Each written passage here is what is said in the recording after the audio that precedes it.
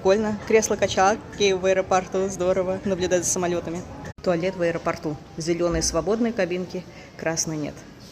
100 лет в аэропортах не было. Устройство для зарядки телефонов и девайсов. Мне еще нравится, что показывает, сколько доступно туалетов. Но, наверное, это актуально. Все компьютеризированное. Даже туалеты.